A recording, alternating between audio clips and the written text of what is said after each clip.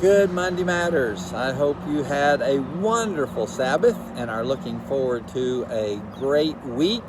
Tomorrow is the 4th of July. Take a little time to pray for our country. I believe God can still bring revival to America, and I'm praying for that and believing for that. So join me tomorrow in spending some time praying for America. At our church on Wednesday, we're going to have a drop-in prayer time to pray just for the country.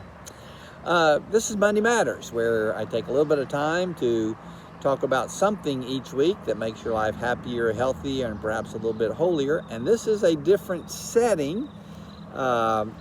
We were invited to go with Josh and Jennifer, my oldest son and his wife, and their children to St. Louis this weekend. John Michael was participating in a travel ball tournament, and so we went, watched baseball all weekend long, dodged severe thunderstorms, went to a Cardinals game, and just had a great time with that side of the family. It was wonderful, and now we're headed back and entering into the week, trying to navigate this holiday week and see what God has in store for us then. It's different because I'm outside, but also because this is a week that's going to culminate in a lot of change for us. Jacob and Allison, my youngest son and his wife, and their two boys, Caleb and Amos. I may have mentioned Caleb on this video a time or two. They are moving to Atlanta. And in fact, we are keeping the boys this week. Jacob and Allison will head off to Atlanta. They'll start unpacking, and then towards the end of the week, we will meet them halfway in Chattanooga and hand the kids off. And the grandkids that we have had almost every day for the last 3 years, that we get to have a lot, at least anytime we want to run over to see them, they will be 3-4 hours away in Atlanta. Now I know that's not severe, and some of you have children that live miles and miles away and you don't see them at all, and sometimes because of distance, sometimes because of other kinds of family dynamics, but still it's changed for us, and it's different and not fun. I'm not excited about that part. It's the right thing for Jacob and Allison. I'm happy for them, but we're a little sad about not being able to see Caleb and Amos. And as Jackson, Josh's youngest son, says, Jackson said, well, you just have to spend time with the other grandkids. So they'll be. So I want to talk about change. Just take a minute to talk about change. It comes, it happens. There's absolutely nothing we can do about it. It's going to change. Change is going to take place. But how do you deal with it? How do you handle it? How do you take change in stride?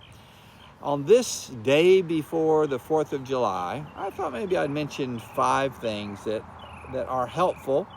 They're helpful to me when I do them. I don't always do them, but they're helpful to me to do a better job of change. First, accept the inevitable and welcome the possible. Change is going to happen. When we moved from Mount Vernon, Ohio, there were some great friends, Pete and Sharon Allison, and I said, Pete, we'll see you again. He said, no, you won't. He said, we're going to live miles apart. We're not going to see each other again. And you know what? He was right. In life, change just happens, and it's usually, sometimes, not usually, but sometimes drastic change. And if you live, you change. That's what life is about. So accept the inevitable, but welcome the possible. There are great possibilities in change, and sometimes God does they're wonderful epiphanies. We have these serendipitous moments where all of a sudden we discovered something in the change that we never believed possible. Accept the inevitable and welcome the possible in every change. Number 2, make up your mind while you make up your bed. I decided when Jacob and Allison said that they're going to move to Atlanta. Jacob is a Delta pilot. Delta's headquarters is in Atlanta. It's just better for him. I decided that I was going to be positive about this, that I was going to take it in stride. I was going to be happy. I decided. And the next day, I was mad and upset and hurt. And I decided I was going to be positive. And then the next day, I was mad. Every day you have to decide that I am going to take this in stride, and I'm going to see what God has in store for me, and I'm going to look for the best. And so I've just tried to put a little reminder in place. I said, make up your bed while you make up your mind. Make up your mind, or do it either way. Make up your mind while you make up your bed. Every morning when you get up and have your devotions, decide again that I'm going to take this change in stride. Or when you brush your teeth, or when you get in your car for the first time, whatever. Put something in place that every day reminds you, I've made up my mind to be positive about this. I believe God can use this, and I'm going to trust Him in all of this. Make up your mind while you make up your bed. Which leads me to number 3, accentuate the positive, eliminate the negative. Yeah, that's a Jiminy Cricket quote, but it's right. There are positive things. There are exciting things in nearly every change. And so accentuate those, even if you have to work hard to find them. Accentuate the positive and look for those and eliminate the negative. You know what? We can be sad, we can be upset about this, but here are some positive things, and I'm going to accentuate those. I'm going to focus on those. I'm going to dwell on those. The wisdom literature said, as a man thinketh in his heart, so is he. If I think this is a positive thing, if I think this is going to be good, it will be.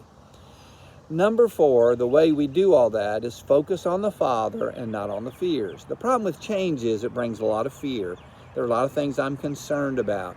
But when I remember that God's in control, that He works all things together for good, that I can do all things through Christ who strengthens me, when I remember that the Father is in charge, then I can eliminate the fears and trust Him in the change. So whatever change you're facing right now, good or bad, difficult or not, having a hard time finding remember that the Father is in charge, and focus on the Father and not on your fears. Which leads me to the last thing.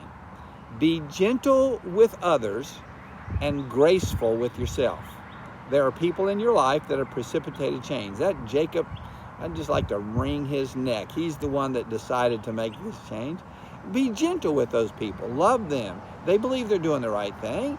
Be gentle with them and be graceful with yourself. As I said, every day I decide I'm going to take this well, and then I don't. So be graceful with yourself. When you don't take it well, back up, take a deep breath, say, well, I'm going to get better, and approach change with a genteel spirit and a graceful spirit. When we do those things, because change is going to come anyway, I think we're able to see how God is at work and what He is doing. Today's the 3rd of July. One of the most significant changes in my life happened on this day in 1976. Wow, that was a long, long time ago. But that was the day that Charlotta lost her life, my oldest sister, in an automobile accident. An incredible change happened.